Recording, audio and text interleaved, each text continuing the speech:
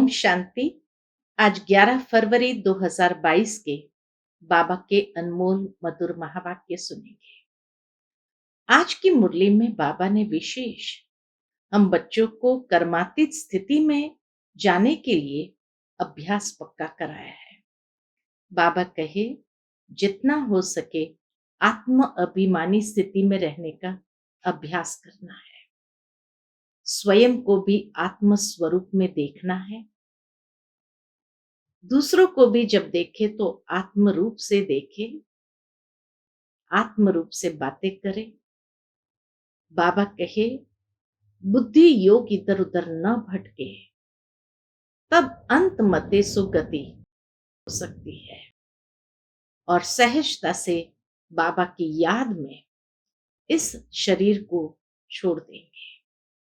खुशी खुशी बाबा की याद में हम रहेंगे तो ये पुरुषार्थ अंतिम समय के लिए हमें बहुत समय से करने की आवश्यकता है।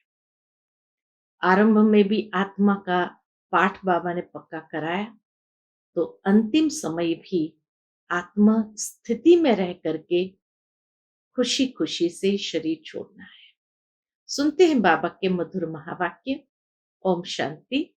मीठे बच्चे, माया की बीमारी से छूटने के लिए ज्ञान और योग का एप्पल रोज खाते रहो। ज्ञान और योग का सेब, एप्पल कहते हैं ना, एप्पल खाने से डॉक्टर दूर हो जाता है।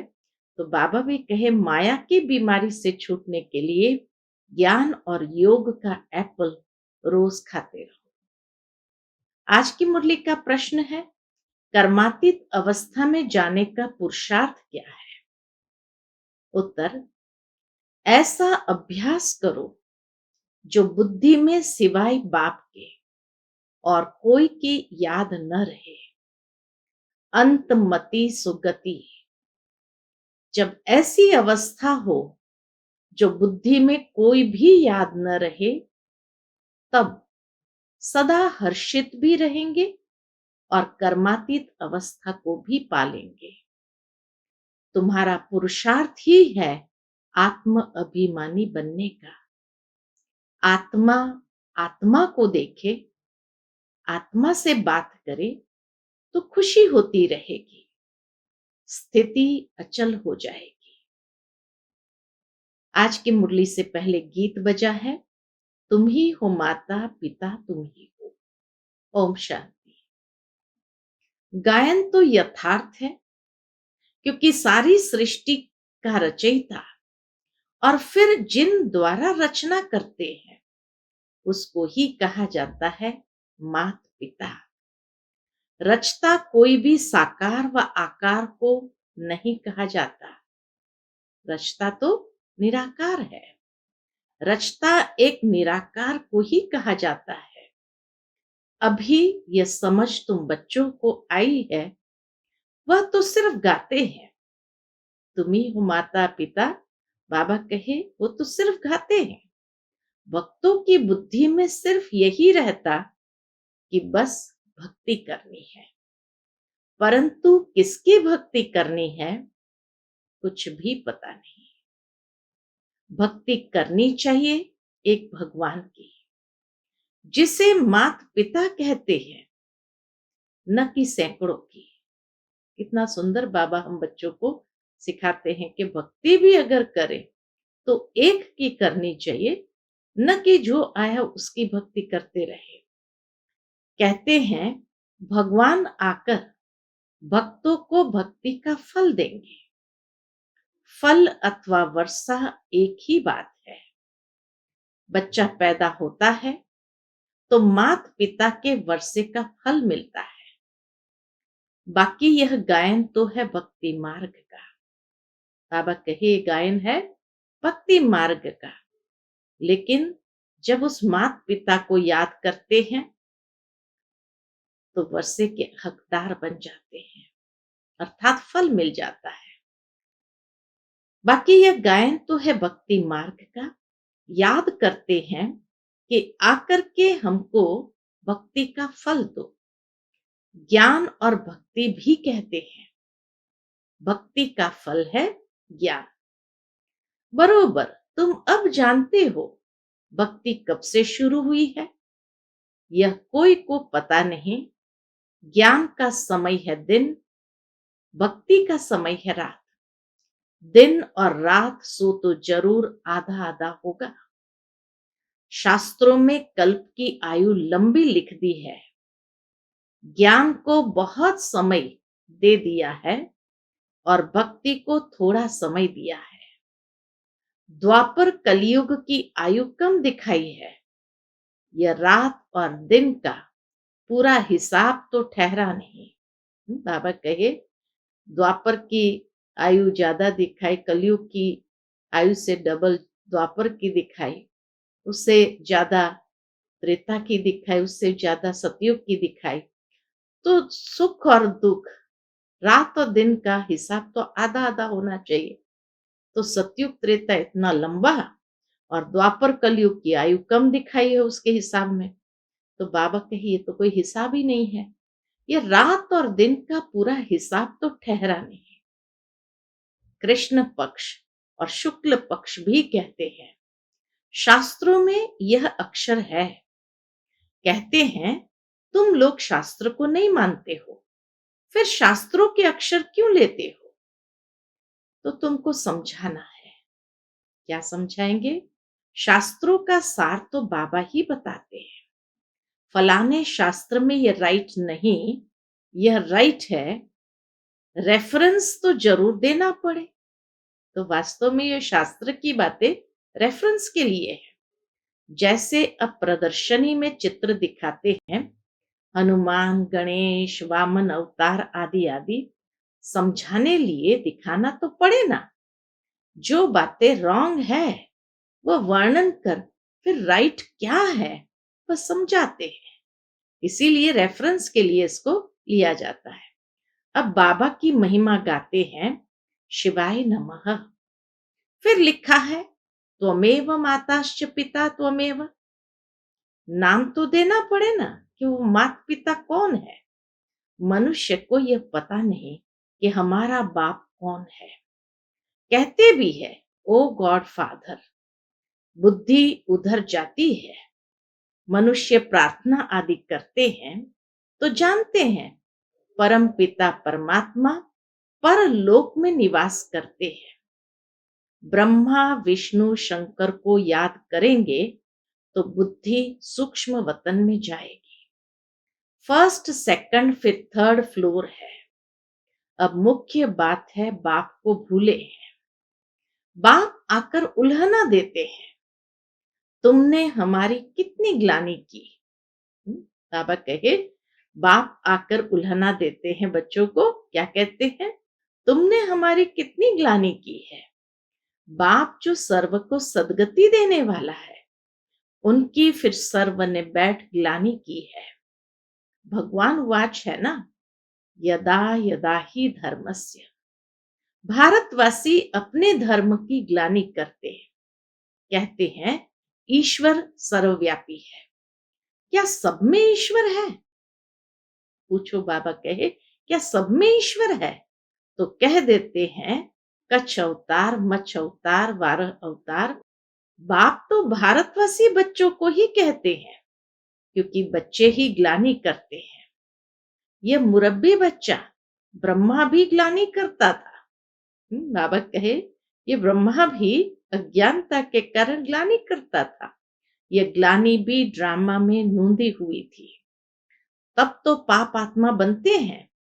बाप ने तो सबको पावन बनाया था, क्योंकि पतित पावन है। पावन बनाकर विश्व का मालिक बनाते हैं। बनाने वाले बाप को कितनी गाली देते हैं। बाबा कहे सोचने की बात है कि बनाने वाले बाप को कितनी गाली देते हैं। जब समझाते हैं तो उस समय मान लेते हैं। समाचार भी आता है, इतनों ने सही की कि बरोबर आपकी बात राइट है। कहीं कहीं ओपिनियन लिखवाते हैं, प्रदर्शन आदि करते हैं तब तो बाबा कहे कहीं समाचार भी आता है कि हाँ बाबा इतनों ने सही की कि बरोबर आपकी बात राइट है। अब कहते हैं श्रीमद् भगवत गीता तो भगवान की है श्रेष्ठ ते श्रेष्ठ मत। ऊंचे ते ऊंची मत भी ऊंची होगी ना। वह आकर पतित भ्रष्टाचारी को श्रेष्ठाचारी बनाते हैं। तो पहले पहले एक बाप का परिचय देना पड़ता है। तुम बच्चों में भी नंबरवार तो है ही। बहुत बच्चे लिखते हैं, बाबा क्या करें, माया का तूफान हमको ठहरने नहीं देता है, हमको यह विकार तंग करते हैं। बाप कहते हैं तुमको इन पर विजय पानी है, नहीं तो पद भ्रष्ट हो जाएगा। शिक्षक ही अगर ऐसा कुछ काम करेंगे तो जरूर औरों को भी संशय पड़ेगा कि खुद की चलन तो ऐसी है और दूसरों को ऐसे समझाते हैं। विकार भी कोई सेमी होता है, सतो रजो तमो हर बात में होता है। सतयुग को सतो उच्च कहा जाता है, कलयुग को तमो नीच कहा जाता है। दुनिया भ्रष्टाचारी कहती है, परंतु अपने को कोई भ्रष्टाचारी समझते नहीं है। बाप समझाते हैं इस रावण राज्य में एक भी श्रेष्ठाचारी नहीं है। समझो कोई से पूछा जाता है ऊंचे ते ऊंचा कौन, तो कहेंगे भगवान है। उनका ऑक्यूपेशन जानते हो? नहीं।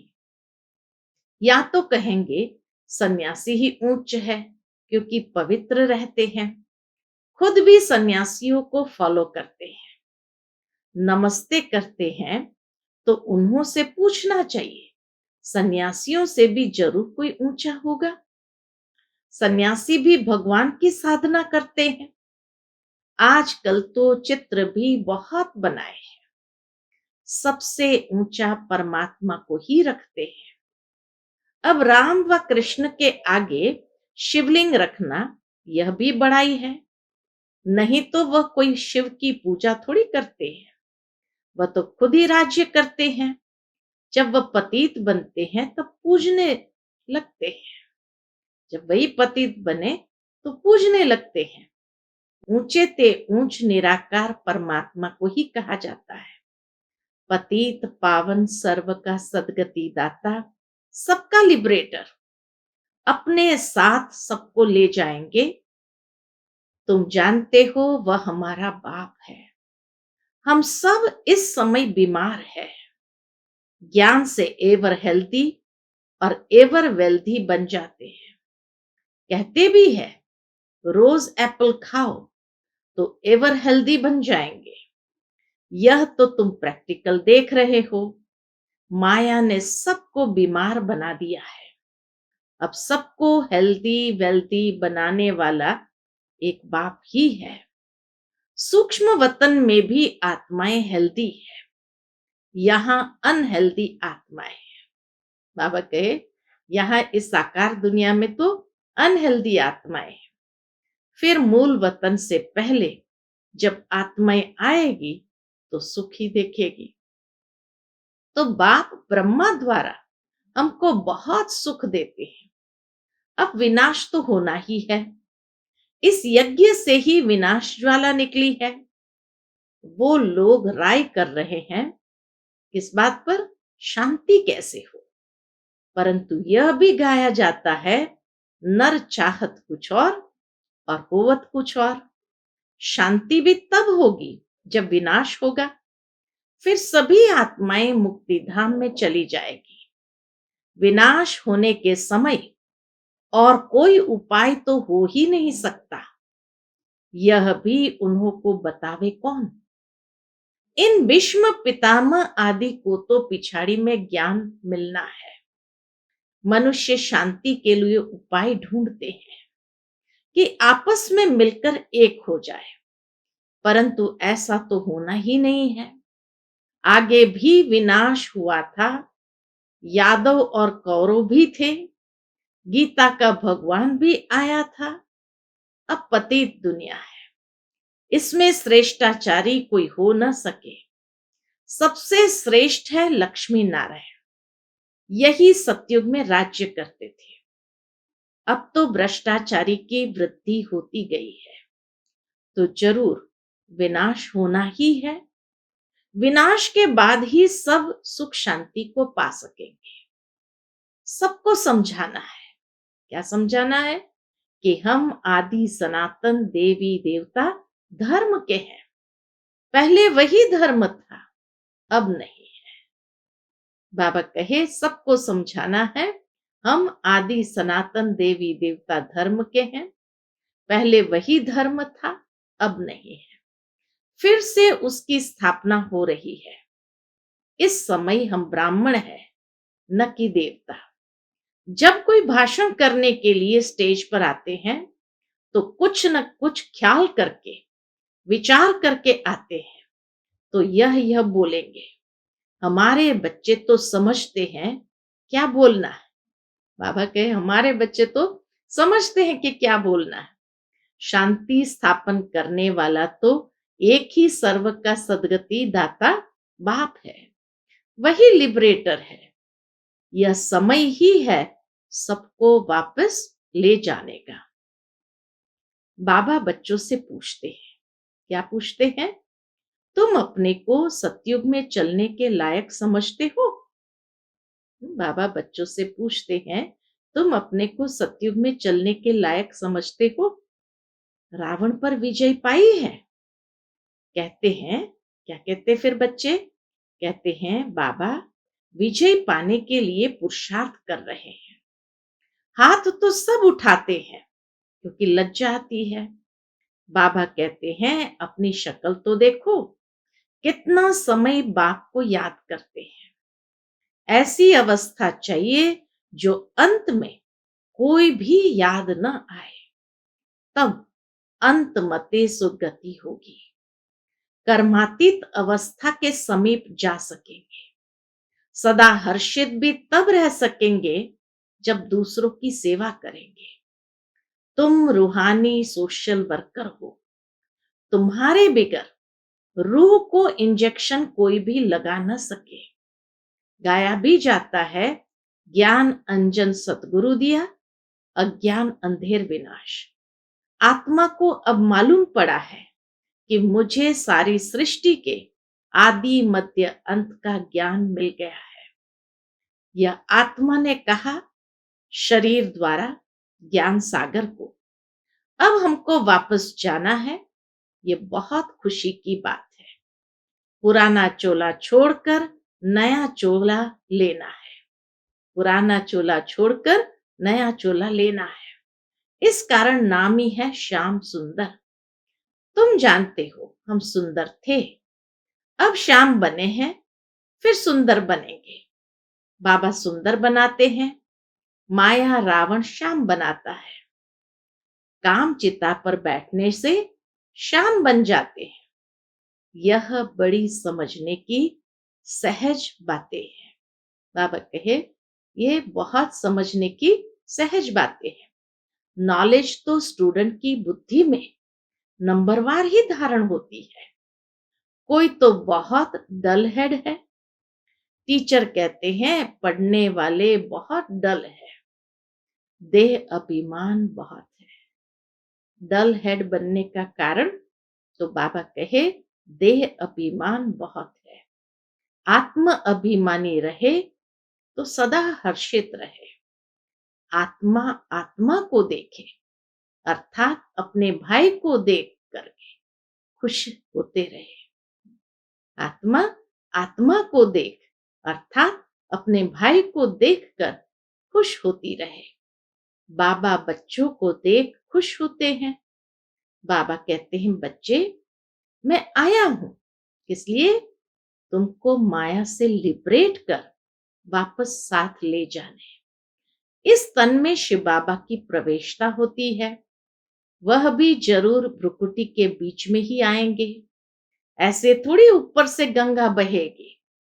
शिव की सवारी बैल पर दिखाते हैं। बैल की भ्रुकुटी में शिव का चित्र दिखाया है। बैल की भ्रुकुटी में बाबा कहे शिव का चित्र दिखाया है। हो सकता है भक्ति मार्ग में ऐसे दिखाया हो।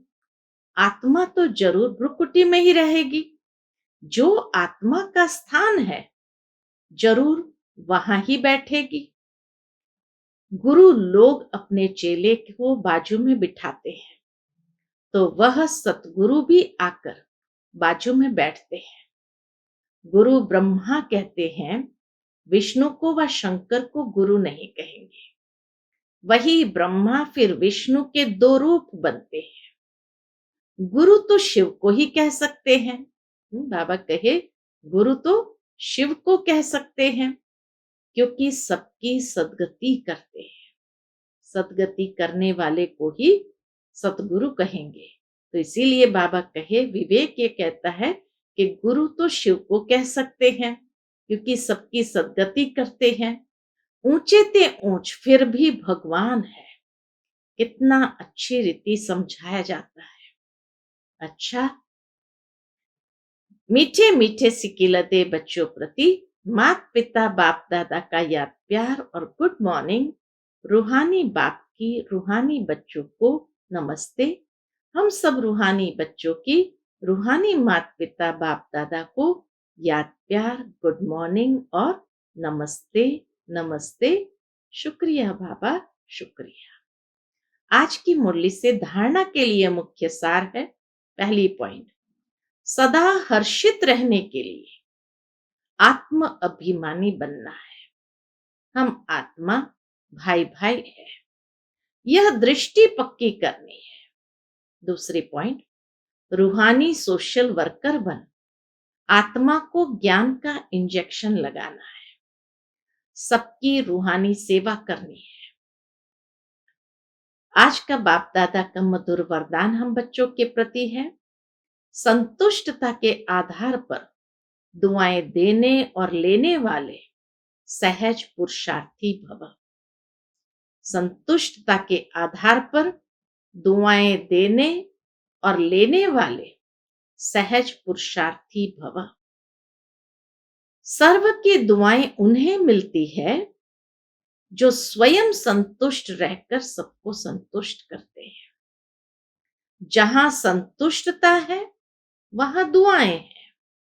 यदि सर्व गुण धारण करने व सर्व शक्तियों को कंट्रोल करने में मेहनत लगती हो तो उसे भी छोड़ दो। सिर्फ अमृत वेले से लेकर रात तक दुआएं देने और दुआएं लेने का एक ही कार्य करो तो इसमें सब कुछ आ जाएगा। कोई दुख भी दे तो भी आप दुआएं दो। कितनी बड़ी बात बाबा ने कही, कोई दुख भी दे तो भी आप दुआएं दो तो सहज पुरुषार्थी बन जाएंगे। आज का स्लोगन है, जो समर्पित स्थिति में रहते हैं उनके आगे सर्व का सहयोग स्वतः समर्पित हो जाता है। जो समर्पित स्थिति में रहते हैं उनके आगे सर्व का सहयोग स्वतः समर्पित हो जाता है। उसके बाद मातेश्वरी जी के अनमोल महावाक्य है और टाइटल है, मनुष्य आत्मा अपनी पूरी कमाई अनुसार भविष्य प्रारब्ध भोगता है।